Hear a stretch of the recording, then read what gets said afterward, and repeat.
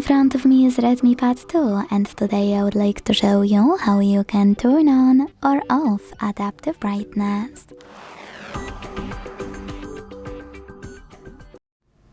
Begin by going into Devices Settings and scrolling down a tiny bit to hit Display and Brightness.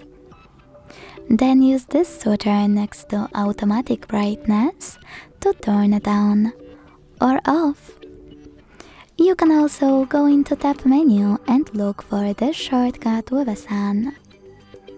If it's blue, that means that auto brightness is enabled. To disable it, click on the same shortcut until it's black.